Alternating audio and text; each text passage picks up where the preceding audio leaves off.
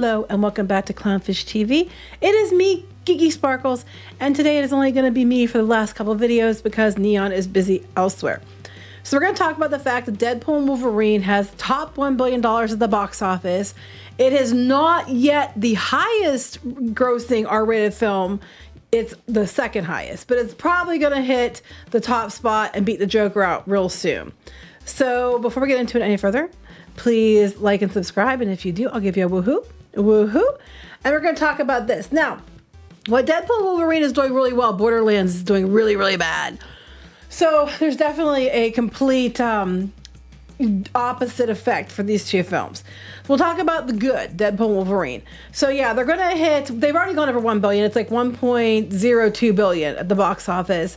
I think Joker in 2019 is still the top spot at 1.07 billion. So you can see definitely Deadpool and Wolverine is going to overtake it. They're estimating it'll be somewhere in the $1.4 billion range by the time it's completed. So this gives Disney two back-to-back $1 billion hits. And everyone is like, you know, oh, it's amazing, Disney. And it's like, yes, it is. It's really good. Good news for Disney. But it's still not enough to dig them out of the hole. Because last year, you have to remember, of all the films they put out, all except maybe two cost them money. So, you know, it's filling in that hole. And by the end of the year, I think Moana 2 is probably going to hit another $1 billion. They're going to be out of the hole in that regard. But until then, they're still digging out. And next year, unless I see some like really big improvements on some things, I think we'll have a couple really big hits, but I think there's also going to be a mixed bag again next year.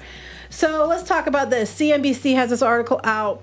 It's saying that, yeah, they became only the second R-rated film to top $1 billion. I think it's going to beat Joker, as I mentioned before.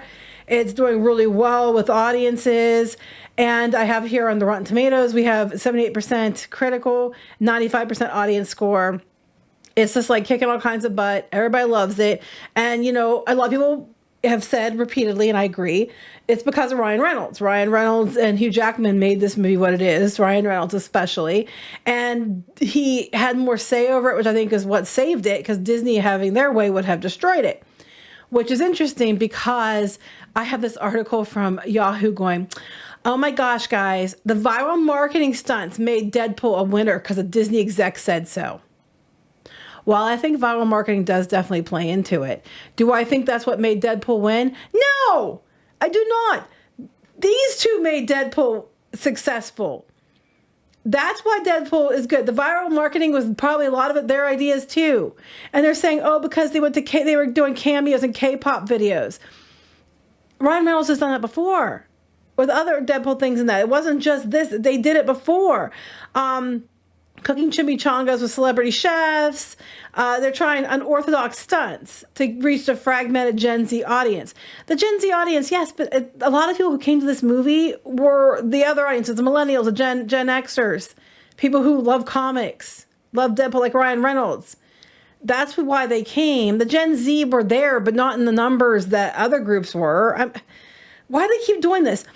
So they're talking about how, you know, at the fan convention, D23, Chief Brand Officer Assad Ayaz contributed a large part of the breakaway success to, you know, Ryan Reynolds and Hugh Jackman pushing boundaries of traditional marketing. At least he's giving them credit. At least he's not trying to say, oh, it's because of me. I'm the Chief Brand Officer. I deserve a, you know, an award and some more money. Because they're talking about Ryan Reynolds going on to Korean different, you know, things. And he talked about him doing a music video with Stray Kids and stuff. A lot of this stuff, he did this a long time ago, too. This isn't new. Like, he's done this. He's been doing this. Like, since the other Deadpool movies, he's been doing this. This isn't, like, a new thing. They didn't just start doing this film. It did really well because people were excited about it. You tied more Marvel into it because you were allowed to, because Disney, you know, owns all those characters. I mean, they always owned it, but the rights issues and stuff. That's why it did well. They say they did a tour with the European Championship soccer match. Okay, I think Dogpool had a lot to do with it too. My personal headcanon, because Dogpool's awesome. They keep doubling down this Gen Z because that's what you understand. That's what we keep talking about. These companies are pushing this Gen Z thing, And they keep trying to reach this audience, and they're all like trying to find whatever's ever gonna get them, what's gonna crack the 12 to 27 market. Yeah, we gotta get to those 12-year-olds for the R-rated film. Maybe part of the reason is because, until you're 17, there's 10-year age range there that you're allowed to pander to. But they're not the ones who came anyway. I mean, they did come, but they weren't the ones that were filling up the theaters. But they're going to spin it that way because that's all Hollywood cares about, is trying to pander to Gen Z. And they're trying to switch it around, that's how they got them there, because of Gen Z. I can't. Meme-ready marketing.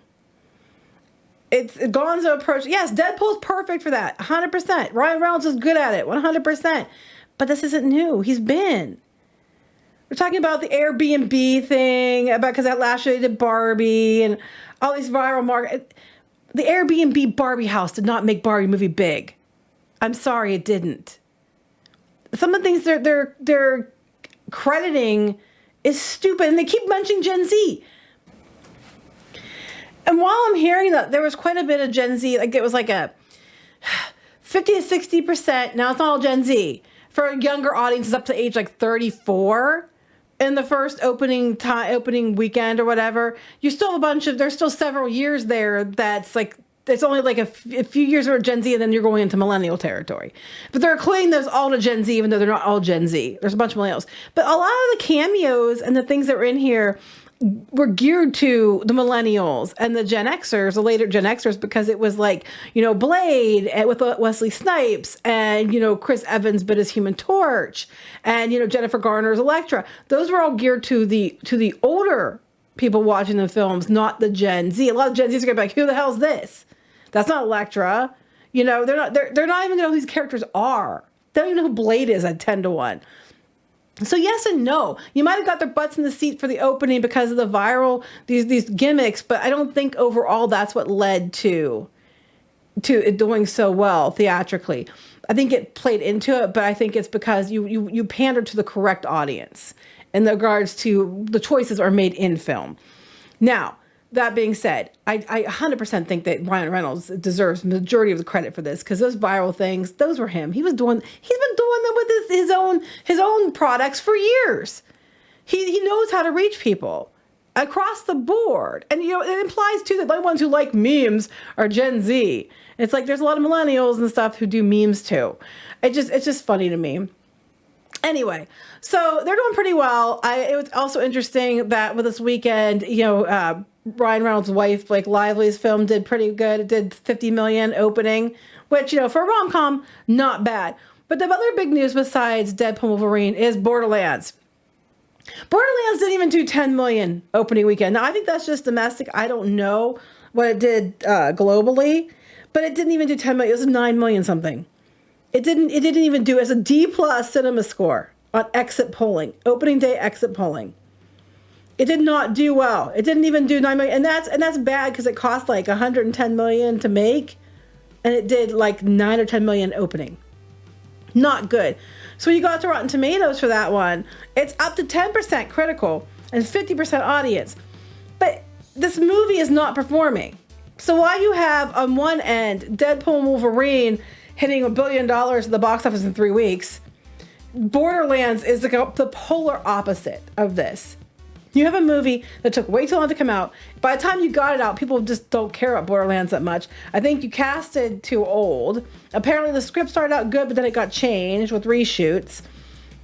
It was just, at this point, they would have been better off to just take the write down on this film, because all the money they spent in marketing and everything else, and the bad look it has now, or just sell it to a streaming service to have them put it on the streaming service.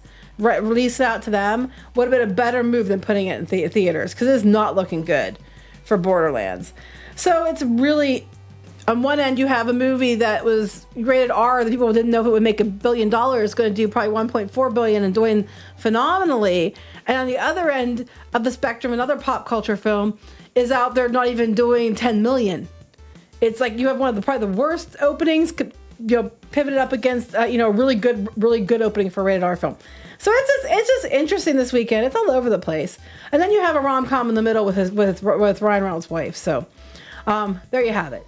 What do you think? comment, let us know, and we'll talk to you later. Bye.